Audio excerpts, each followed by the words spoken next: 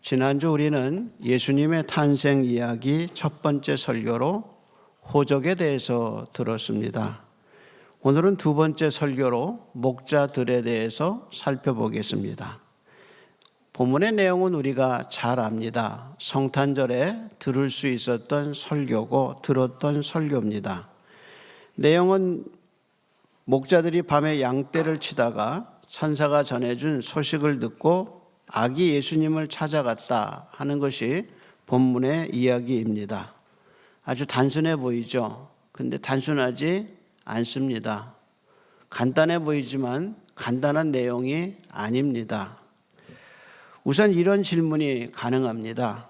이 질문은 영국의 변증학자였던 C.S. 루이스가 순전한 기독교라는 책에서 한 질문입니다.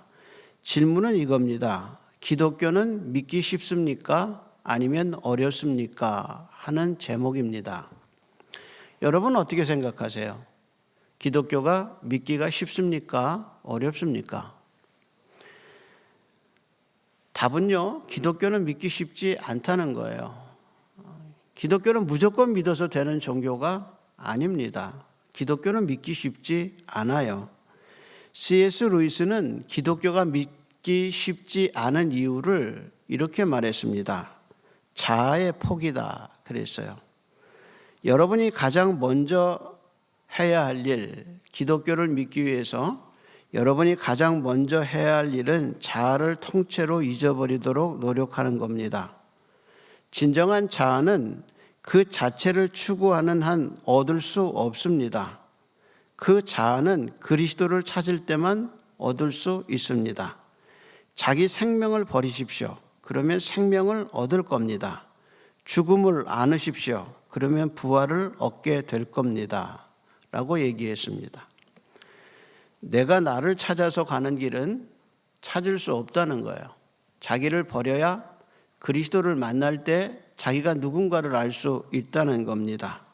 그의 말처럼 기독교는 믿기 쉽지 않습니다. 우리 자아가 얼마나 소중해요. 그런데 이 자아를 버리고 그리스도 안에 있을 때 우리가 자아를 얻을 수 있기 때문이다. 그래서 기독교는 믿기 어렵다라고 얘기했어요. 그 말처럼 기독교는 믿기 쉽지 않습니다. 왜냐하면 누가는 우리가 이성적으로 믿을 수 없는 이야기를 계속하고 있기 때문입니다. 누가는 기독교가 무엇인가를 설명하기 시작합니다. 그래서 누가복음 1장과 2장을 하면서 기독교가 무엇인가를 계속 설명하는데 그것을 우리가 이해할 수가 없다는 겁니다. 누가는 이성적으로 믿어지지 않는 이야기를 우리가 하는데 그 이성적으로 믿어지지 않는 이야기의 중심에 우리 예수님이 있다는 거예요. 누가는 예수님이 탄생할 때 처녀에게서 탄생했다고 얘기합니다. 성령으로 잉태됐다고 얘기합니다. 믿어지지 않죠. 믿을 수가 없죠. 그러니까 예수님에 대해서 기독교의 핵심이 예수님인데 그 예수님을 믿기가 어려운 거예요. 왜냐하면 처녀의 몸에서 왔고 성령으로 잉태됐다고 얘기하기 때문이에요. 그것도 믿기 어려운데 오늘은 더 믿기 어려운 얘기를 우리에게 해주고 있다는 겁니다. 본문을 지배하고 있는 단어 중에 하나는 천사입니다. 천사가 계속해서 나옵니다. 누가는 1장에서 2장까지 하나님의 소식을 전하는 주체로서 천사 이야기를 하고 있습니다. 1장에서는 천사 가브리엘이 사가랴 세례 요한의 아버지 샤가랴에게 나타나서 아들이 있을 거라고 얘기하고 그 천사 가브리엘이 예수님의 어머니인 마리아에게 나타나서 네 몸에 아이가 생길 거라고 천사가 말했습니다. 그런데 2장에는 천사가 이름이 없어요. 그리고 주의 사자 혹은 천사라고 나옵니다. 그런데 1장에 나오던 천사와 2장에 나오는 천사가 달라요. 1장에서는 1대1의 만남이에요. 가브리엘이 샤가랴를 개인적으로 만났고 샤가랴가 샤가랴를 만난 가브리엘이 다시 마리아를 개인적으로 만나요. 그래서 1장은 1대1의 만남이에요. 근데 2장은 1대1의 만남이 아니에요. 2장은 목자가 다수예요. 그래서 8절에 보면 목자가 자기 양떼를 지켰다는 말이 나오고요. 15절에 가면 목자들이 서로 말했다는 말을 봐서 목자가 하나가 아니에요. 목자가 다수예요. 숫자는 몇인지 모르지만 한 사람이 본 게 아니라 여러 사람이 천사를 봤어요. 그런데 목자의 수만 다수가 아니라 천사의 수도 수를 셀 수가 없어요.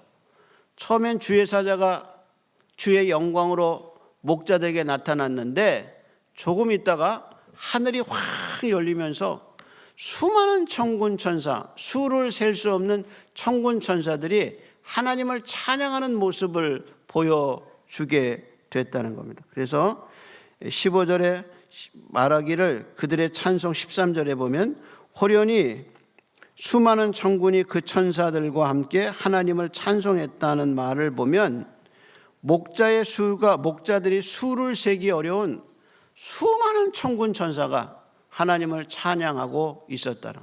그러면 찬송의 내용이 뭐냐? 찬송의 내용이 아주 간단해요. 뭐라고 말했냐? 지극히 높은 곳에는 하나님께 영광이요, 땅에서는 기뻐하심을 입은 자들에게 평화로다. 여러분 한번 생각해 보세요. 그 많은 천군 천사가 하늘 문이 열리고 그 밤하늘에 하늘에서 찬양하는 그 찬양이 딱 두 절 했겠어요? 상식적으로 한번 생각해 보세요. 하늘에서는 지극히 높은 곳에 하나님께 영광이요, 땅에서는 기뻐함을 입은 사람들의 평화로다. 이 두 절 했겠어요? 아니죠. 상식적으로 아마 많은 찬양이 있었을 거예요. 그런데 누가가 그 찬양 가사 중에 가장 핵심되는 걸 뽑아서 우리에게 적어 놨을 거라는 거예요.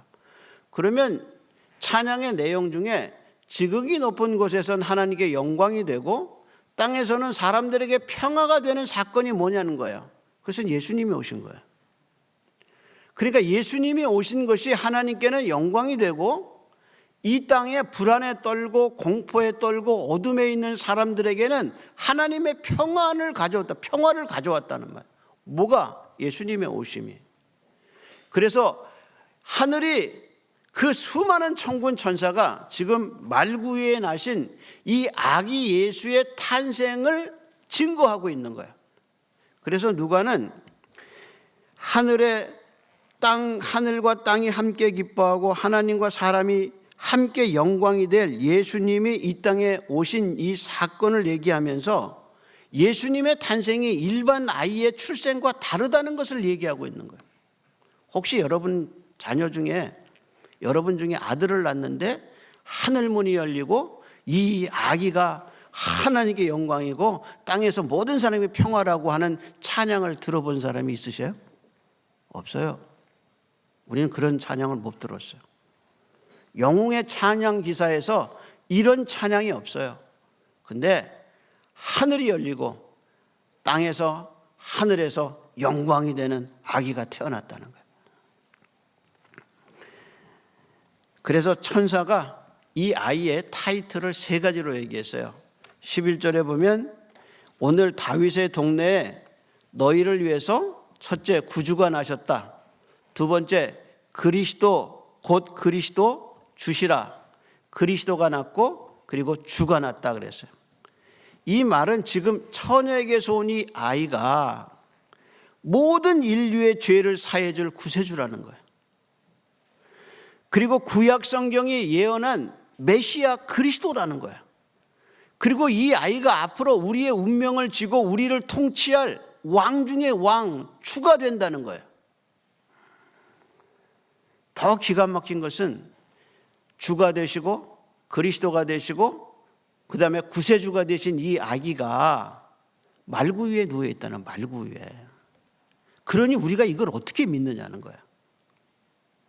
아니 누가는 지금 세계를 다스리고 있는 로마의 황제가 티베리우스인데 티베리우스가 왕이 아니라는 거예요.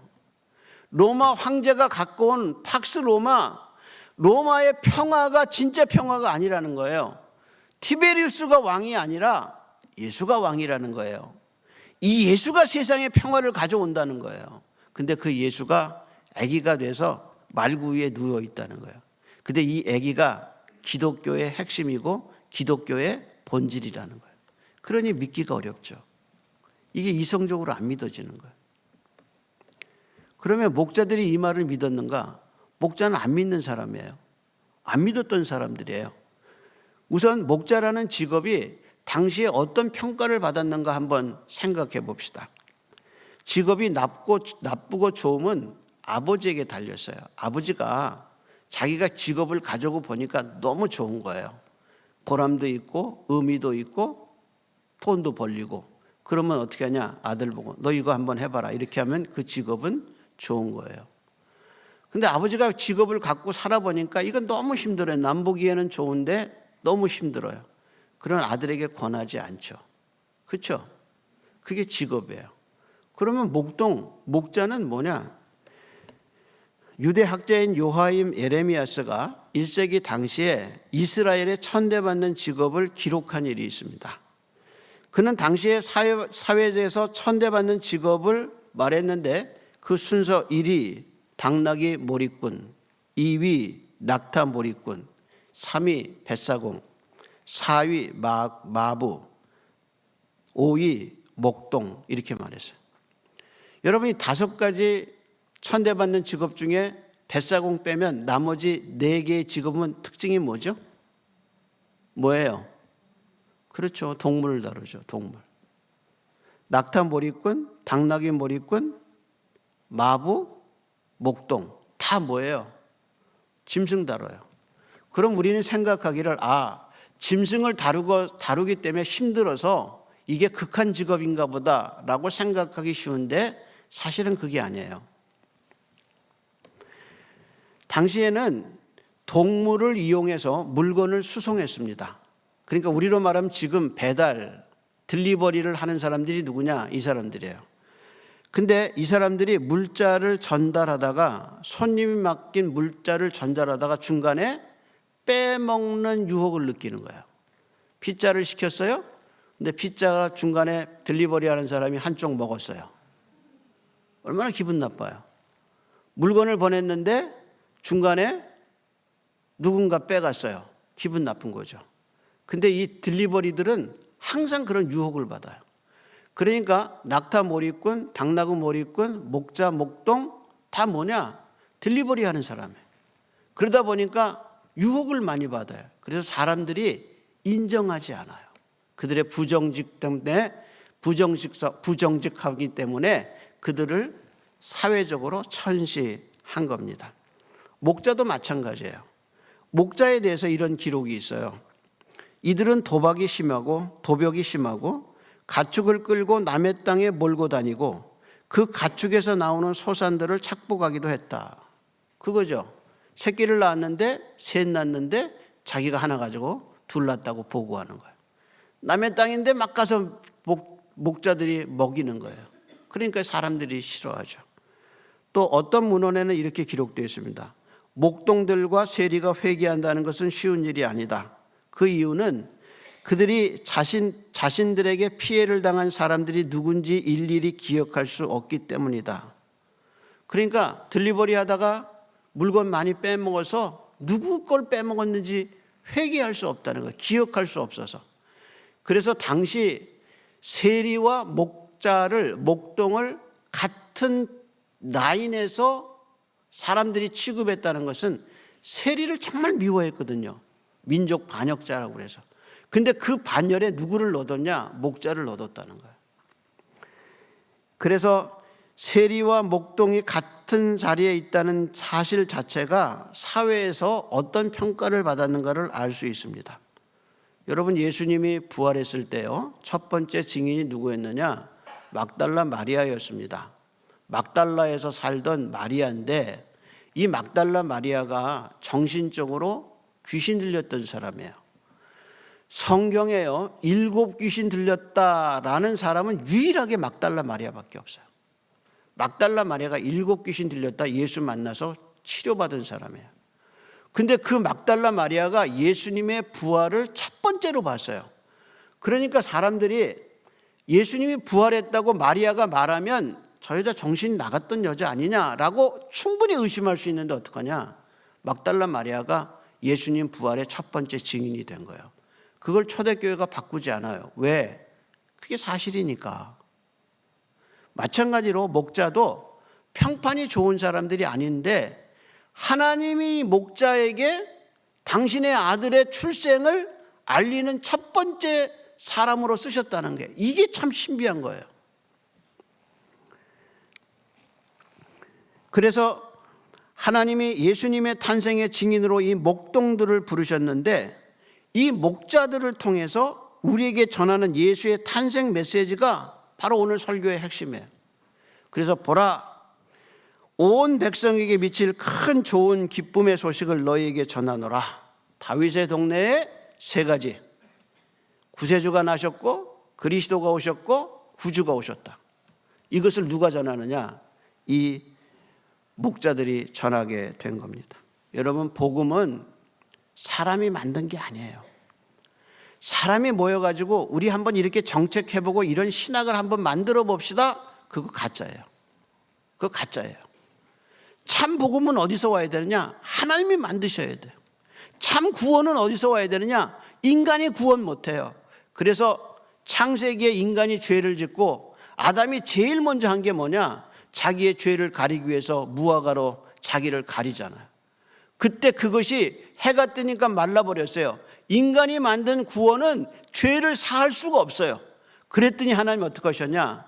짐승을 죽여서 가죽을 내서 가죽으로 만들어 주세요.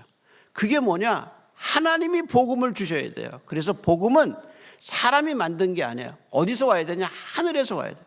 그래서 하나님이 자기 아들을 세상에 보내셔서 그 아들의 피로 세상의 죄를 사하기로 계획하시고 그 계획을 지금 실행하신 거예요. 그래서 하나님의 아들이 역사 속에 오신 그 복음의 계시가 어떻게 전달되냔 말이에요. 인간에게 하나님의 사자가 전달해야죠. 그래서 1장부터 천사가 세례 요한에게 아버지에게 나타났고 마리아에게 나타난 것처럼 이제 아들이 출생했는데 이 아들이 누군지 아무도 몰라. 이 구유에 오신 구세주, 구유에 오신 그리스도, 이 구주를 인간은 알아볼 수가 없어요. 그래서 요한이 하나님이 자기 땅에 왔으나 자기 백성이 알아볼 수가 없었다고 그랬어요. 이 알아볼 수 없는 인간을 향해서 하나님이 천사를 보내셔서 목자를 사용하신 거예요. 그런데 목자가 믿는 사람이냐? 아니에요. 안 믿는 사람이에요. 평판도 나빠요. 근데 놀라운 것은 이 목자들이 그 말씀을 믿었다는 거예요. 그러니까 이거는 믿은 게 아니라 믿어진 거예요. 그래서 우리가 놀라운 것은 이게 믿어져요. 그래서 17절에 보면 듣는 자가 다 목자들에게 그들이 말한 것을 놀랍게 여기더라. 마가의 표현 중에요.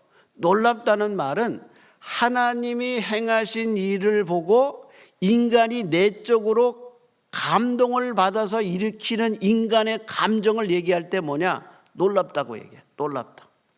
그래서 누가는 하나님의 하신 일을 보고 인간의 반응 놀랍다는 말을 누가복음과 사도행전에 계속해서 사용하고 있어요. 모든 그리스도인들은 이런 깜짝 놀라는 경험을 해요. 누군가 여러분에게 예수님이 당신을 위해서 죽었습니다고 전도할 때 사람들이 믿든가요? 안 믿어요. 아니 예수님이 왜 날 위해서 죽어? 왜 내가 어때서? 이게 인간의 반응이란 말이에요. 근데 예수님이 당신을 위해서 죽었습니다 하는 얘기를 저도 안 믿고 여러분도 안 믿었어요. 그런데 이게 믿어진 거예요. 깜짝 놀라죠. 이게 어떻게 믿어졌냐는 거예요. 하나님이 인간의 모든 죄를 이 신생아, 그래서 이분이 구세주라는 사실이 믿어졌다는 거예요. 그러니까 우리도 깜짝 놀라는 거예요. 그래서 바울이 데살로니가전서 3장 2절에서 믿음은 모든 사람의 것이 아니라 그랬어요. 그러면 이 사람들이 어떻게 이 목자들이 어떻게 이 아기를 믿게 됐느냐? 그건 계시 때문에 계시. 하늘의 계시가 이 사람에게 온 거예요. 그래서 이 사람들이 하늘 문이 열리고 천사의 소리를 듣게 된 거예요. 그래서 찬송가 288장 우리 잘 아는 찬송이잖아요. 제가 불러야 되는데 못 불러서 가슴이 아파요. 가사가 이거잖아요. 예수를 나의 구주 삼고 성령과 피로서 거듭나니 이 세상에서 내 영혼이 하늘의 영광 누리도다. 이것이 나의 간증이요 나의 찬송일세. 나 사는 동안 끊임없이 구주를 찬송하리. 내가 어떻게 예수 믿었냐는 거예요. 성령과 피로서 자기가 거듭났다는 거예요. 그러니까 내가 이게 믿어졌다는 게 깜짝 놀라는 거죠. 깜짝. 이게 목자가 죄 지은 것보다 우리가 죄 지은 게 더 많은데 이런 내가 어떻게 예수 믿게 됐냐는. 그래서 이 이야기의 마지막은 찬송으로 끝나요. 그래서 20절에 보면 목자들이 자기들에게 이르던 바와 같음을 듣고 본 그 모든 것을 인하여 하나님께 영광을 돌리며 찬송하며 가더라. 20절 한번 확인해 봅시다. 이렇게 얘기했어요. 목자들이 자기들에게 그 다음 말이 뭐죠? 이르던 바와 같이 듣고 본 그 모든 것으로 인하여 하나님께 영광을 돌리고 찬송하며 돌아가니라. 이게 무슨 얘기냐면 20절에서 중요한 게 뭐냐면 이르던 바와 같이, 그래서 이게 헬라 말에 카도스라는 얘기인데요. 이게 영어에는 그냥 just as 그랬어요. 이게 무슨 뜻이냐면 앞에서 말한 거하고 자기가 가서 보니까 본 거하고 똑같다는 거예요. 우리가 사기당하는 게 뭐냐면 앞에서 얘기한 건 너무 좋은데 가서 보니까 앞에서 얘기한 거 다른 거란 말이에요. 근데 뭐냐? 앞에서 얘기했던 거하고 자기가 가서 본 게 똑같아요. 그래서 어떻게 했냐? 하나님께 영광을 돌리고 찬송했더라 말이에요. 그러니까 앞과 뒤가 같을 때 쓰는 말이 바로 이르다, 카도스라는 말이란 말이에요. 그러니까 천사가 한 말이 목자들이 가서 본 것과 똑같을 때 이 단어를 썼어요. 성경이 예수님이 누군가 동정녀 몸에서 났다고 했던 예수가 내 속에 들어왔는데 성경이 말하는 예수와 내가 믿는 예수가 똑같아. 십자가에서 죽어서 내 죄를 사했다고 얘기하던 성경의 예수가 내가 내 속에 들어온 예수와 똑같아. 나를 위해 승천하셔서 기도하시고 재림하실 거라는 예수의 성경의 예언이 내가 믿은 예수와 똑같아. 이르던 바와 똑같아. 이럴 때 어떡하냐? 우리는 찬송하고 감사하게 되는 거란 말이에요. 인간이 언제 감격하고 하나님의 역사에 놀라느냐? 말씀대로 이루어질 때. 야, 어떻게 이렇게 하나님이 내게 말씀대로 이루어 주시지? 그럴 때 어떡하냐? 찬송하고 경배하고 감사. 그게 뭐냐? 기도 응답이에요. 어떻게 이렇게 말씀대로 두드리라. 그러니까 열리고, 찾으라 그러면 찾아지고, 찾는 자에게 찾아질 것이라는 어떻게 하나님의 약속이 이렇게 내게 이루어지지? 하고 감격했을 때 나오는 말이 뭐냐? 찬송하고 하나님께 영광을 돌리더라. 그 사람이 누구냐? 목자들이란 말이에요. 완전히 목자들이 하나님의 은혜로 변화된 거죠. 그런데 이 과정 속에서 목자보다 더 깊은 의미를 주는 것은 마리아의 태도예요. 19절 한번 보죠. 19절입니다. 마리아는 이 모든 말을 마음에 새기어 어떻게 했어요? 생각하니라. 여기서 누가는 두 가지 단어 썼어요. 하나는 새겼다는 단어, 또 하나는 생각했다는 단어입니다. 근데요, 이걸 헬라어로 보면요, 원어 성경에 새겼다는 말과 생각했다는 말이 시작의 접두어가 똑같아요. 순이라는 접두어로 시작해요. 근데 이 순이라는 말이 무슨 말이냐? 같이라는 말이에요. 같이 가다라는 뜻이에요. 그러니까 새긴다는 말은 뭐냐면 이걸 내가 빼앗기지 않기 위해서 가슴에 꽉 집어넣었다는. 그래서 돌에 새기고 철에 새기듯 그 말씀을 자기 가슴에 새겼다는 거예요. 그러니까 마리아가 목자들이 전한 그 말을 어떻게 했냐? 빼앗기지 않게 하려고 자기 가슴에 새기고 그 다음에 어떻게 했냐? 그것을 돌이켜서 생각했다는 거예요. 그래서 다른 영어 성경에는요, 이 생각했다는 말을 뭐라고 그랬냐면 묵상했다라는 말로 번역했어요. 근데 마리아의 이런 태도는요, 여기서만 그런 게 아니라 예수님이 12살에 예루살렘에 가셨을 때 성전에서 하신 말씀이 있어요. 내가 내 아버지 집에 있어야 할 줄 모르셨습니까? 라는 말을 마리아가 듣고 가슴에 새기고 생각했더라 그랬어요. 왜 이 말이 중요하냐? 누가가 예수님의 유명한 씨 뿌리는 비유에서 마귀 역사를 새에 비유하잖아요. 그래서 누가복음 8장 12절에 정확한 표현을 이렇게 얘기했어요. 길가에 있다는 거, 말씀을 들었는데 길가에 있다는 것은 뭐냐? 말씀을 들은 자니 이에 마귀가 그들이 믿어 구원을 얻지 못하게 하려고 말씀을 그 마음에서 뺏어갔다 그랬어요. 근데 말씀을 뺏어갔는데 그 말씀이 그 앞에 무슨 역할을 하냐면 구원을 얻지 못하게 하려고 말씀을 뺏었다는 거예요. 말씀의 기능이 뭐냐? 인간에게 구원을 주는 거예요. 말씀의 기능이 뭐냐? 좌절과 실망과 어둠 속에 있는 모든 신자들을 건져내고 새롭게 할 수 있는 능력이 말씀에 있단 말이에요. 근데 그 말씀이 인간의 심령 속에 떨어져서 구원의 역사를 일으켜서 하나님을 바라보게 하고 기도하게 하고 믿음으로 나가게 하는 힘이 말씀에 있는데 그 말씀을 마귀가 집어 가지고 간다는 거예요. 그러니까 마리아가 어떻게 했느냐? 빼앗기지 않으려고 그랬어요. 어떻게 했냐? 자기 가슴에 새겼어요. 이 설교를 준비하면서 하나님의 말씀이 새겨진 말씀이 뭐냐?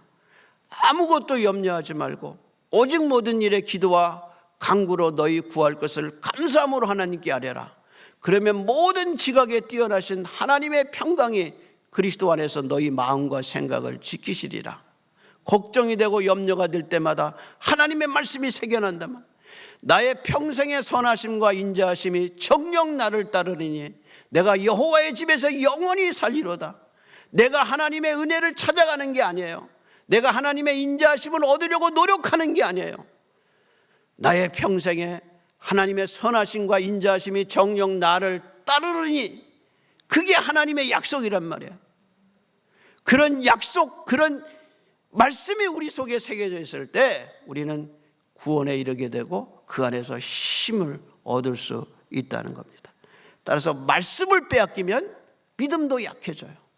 말씀이 사라지면 신앙도 사라져요.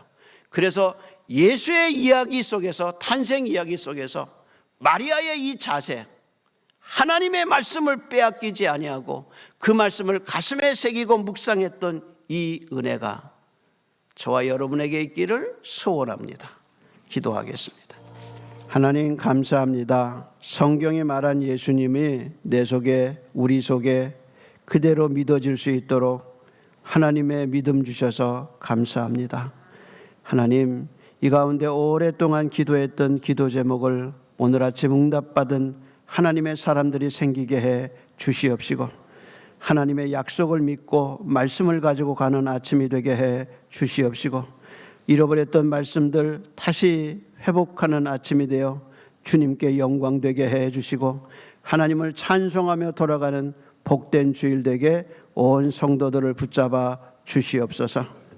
이제는 말씀으로 이 땅에 오셔서 말씀으로 우리에게 가르쳐 주신 우리 주님 예수 그리스도의 은혜와 말씀이신 당신의 아들을 이 땅에 보내셔서 우리의 아버지가 되어주신, 그래서 우리의 기도를 응답하여 주시는 하나님의 그 변함없으신 사랑하심과 이 모든 진리가 믿어질 수 있도록 우리 속에 찾아오셔서 큰 믿음을 더하여 주시고 생명 있는 기도할 수 있도록 은혜를 베풀어 주시는 성령 하나님의 은혜가 오늘도 하나님 앞에 엎드려 예배한 모든 이들의 심령 속에 이제로부터 영원토록 함께 있을지어다. 아멘.